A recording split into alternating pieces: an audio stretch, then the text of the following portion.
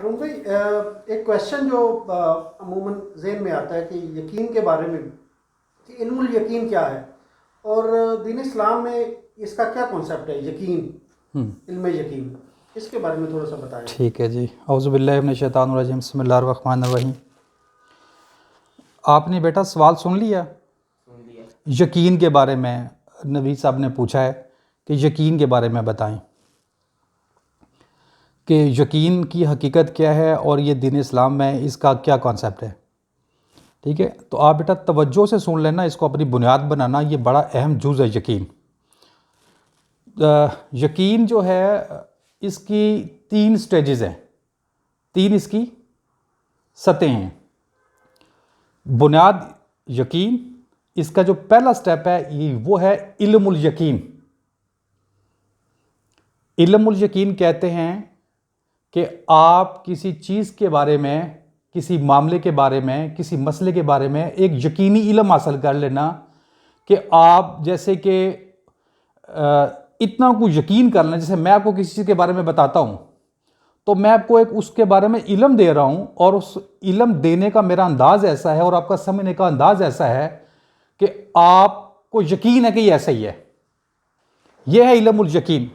किसी भी चीज़, मामले, मसले के बारे में आपका यकीनी हद तक इल्म होना। दूसरा जो इसका स्टेप है वो है ऐनुल यकीन। कौन सा है? ऐनुल यकीन। ऐन का मतलब ये होता है कि जैसा आपने किसी चीज़ के बारे में इल्म हासिल किया या आपने सुना, आपने उसको वैसा देख लिया, वैसा आपने उसको, यह है ऐनुल यकीन। इसका जो तीसरा स्टेप है वो है हक़्क़ुल यकीन। जैसे आपने सुना वैसा देखा, जैसा देखा वैसा आपने किया। ठीक है, आपने किसी चीज़ के बारे में इल्म लिया, जिस चीज़ के बारे में आपने इल्म लिया वो यकीनी इल्म था, आपने उस पर तहकीक की, गौर व फिक्र किया। ठीक है, उस पर आपने मेहनत की, तो आपने उसको ऐन कर लिया, देख लिया वैसा जैसा आपने सुना था, अपनी आंखों से देख लिया, उसका मुशाहिदा कर लिया। लेकिन फिर यह है आपका ईमान का दर्जा। यह कौन सा दर्जा है? ईमान का। यकीन के बाद कौन सा दर्जा है? ईमान का। इसको ऐनुल यकीन कहेंगे। ये ईमान का दर्जा है। यहां से फिर आपने तरक्की करनी होती है, मेहनत करनी होती है, गौर व फिक्र करना होता है। जिस बारे में आपने सुना उसको वैसा देख लिया, अब आपने वैसा किया या वैसे हुए, तो ये कौन सा है? हक़्क़ुल यकीन। ये हक़्क़ुल यकीन है। तो इल्मुल यकीन के बाद आपने मेहनत करनी है तो ऐनुल यकीन पे जाना है, वहां से मेहनत करनी है तो आपने हक़्क़ुल यकीन पे आना है। अब आपको इसको मैं सादा सी मिसाल में आपको समझाता हूं। मैं आपको एक इल्म देता हूं कि एक बाप है, एक बेटा है। एक बाप है और एक उसका बेटा है। तो ये आपको, इस बारे में मैं आपको एक यकीनी इल्म दे रहा हूं। अब वो बाप बेटा आप अपनी आंखों से देख लेते हैं। क्या हुआ? अपनी आंखों से देख लिया, तो ये क्या हो गया? ये ऐनुल यकीन हो गया। आपने जैसा मुझसे सुना वैसा आपने कोशिश करके देख ली, या मैंने आपको दिखा दिया। अब तीसरे को आप क्या समझेंगे? बड़ा आसान हो गया ना इसको समझना। कैसे समझेंगे जी बेटे? आप बताएं। अब हक़्क़ुल यकीन रह गया ना। आप खुद बाप बने, खुद, ये क्या हो गया? हक़्क़ुल यकीन। हक़्क़ुल यकीन पे जब इंसान पहुंचता है बेटे, वहां उसके फैसले होते हैं, उसको ना नहीं होती, उसको इनकार नहीं होता, उसका हुक्म चलता है। ठीक हो गया? किस स्टेज पे? हक़्क़ुल यकीन के ऊपर जाके बंदे का ऑर्डर चलता है, हुक्म चलता है।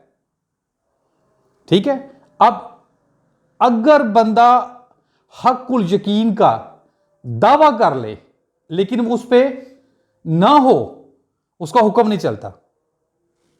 ठीक हो गया? अब आपको ये बात और भी बड़ी आसान समझ आएगी कि ये जो हमारा मुल्क पाकिस्तान है, इसको कभी भी हक़ुल यकीन हुक्मरान नहीं मिला।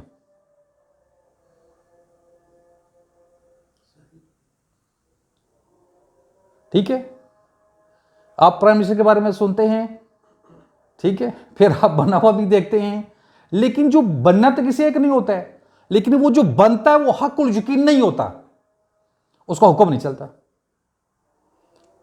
जो हक़ुल यकीन के दर्जे पे होता ना बेटे, वो आजाद होता है, वो जकड़ा हुआ नहीं होता। हक़ुल यकीन पे जाने के लिए आपको बड़ा बुलंद मर्तबा और मकाम चाहिए, बड़े आपको रोशन ख्याली चाहिए। मतलब बहुत सादा सी मैं आपको बात बता रहा हूं कि आपको इंसानों की अक्लों के बनाए हुए जो कवानीन होते हैं, कानून होते हैं, और जो आपकी ये जो कह लें कि जो मज़ाहिब का ताल्लुक होता है, इससे बुलंद होना पड़ता है। मज़ाहिब से, जो मज़ाहिब हैं इनसे भी बुलंद होना, प्लस जो इंसानों के अपनी अक्ल से बनाए हुए कवानीन होते हैं, इनसे भी बुलंद होना।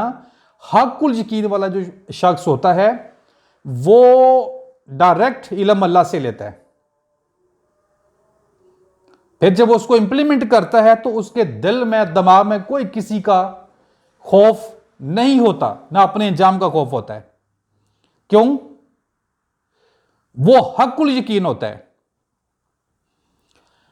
मैं आपका बाप हूं, आप मेरे बेटे हैं, ये इल्मुल यकीन नहीं है, ये ऐनुल यकीन नहीं है, ये उसके लिए इल्मुल यकीन है, इनके लिए ऐनुल यकीन, मेरे लिए हक़ुल यकीन है।